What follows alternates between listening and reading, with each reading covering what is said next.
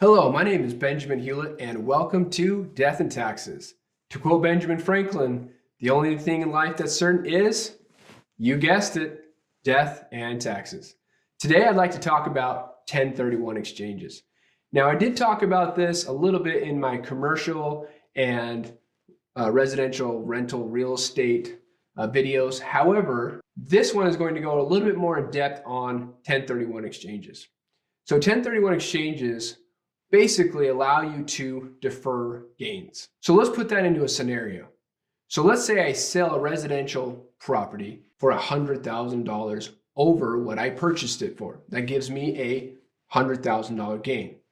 Now, if I were to get taxed on that, I might have to pay 15 or 20% tax depending on my current income. If you're married filing joint and it's approximately 2018, it's going to be somewhere around $450,000 that if you have your income above that, you're going to have to pay 20%. If you're single, it's $425,000. So below that, you're probably going to pay something like 15% on that. And that's just federal tax, because you probably will also have a state tax depending on what state you're in. So just in the federal side, if I'm in a 20% capital gains tax rate, then if I get that $100,000 gain and I pay tax on it, now I've only got $80,000. That means that maybe if I reinvest that, I could only buy maybe an additional one property or two properties. Whereas if I can invest that entire thing, I might be able to buy three, maybe four, depending on your tax situation. So what does that mean now that I have this new property with the deferred gain? Well, you can continue to defer gains. So if you sell that one, you can defer the gain into the next, and so on and so on. One of the really awesome opportunities in this is if you were to, let's say, have again a residential rental, then I can defer the gain into a rental that I may want to live in one day. I know that sounds crazy, but you can do this. So you defer the gain into a property that you want to live in, and the IRS, they call these safe harbor rules, says that you have to rent it for 2 years, and then you will be cleared to then consider a rental, and you can defer this gain, then live in the property, basically convert it into a personal residence. So what that means is that all of these deferred gains, let's say you've had a 1031 exchange for 5 different properties, and you rolled all of those gains into now this last property that you want to live in.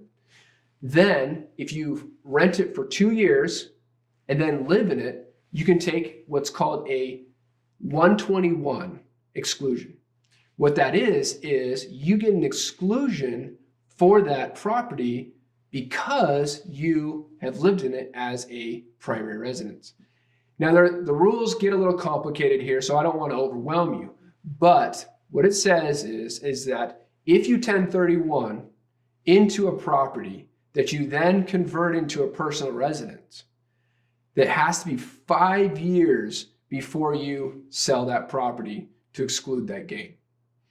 And on top of that, you have to take a ratio of that gain. What does that mean? So in our example, we've lived in it for 3 years as a personal residence, 2 years as a 1031 exchange, now residential rental, right? So it's been a residential rental for 2 years and personal residence for 3. You take 3/5 of the gain and you exclude it. 2/5 of it obviously is then taxed at a capital gains rate. So obviously there's many other rules associated with this. Please consult a professional if this is a route that you want to go.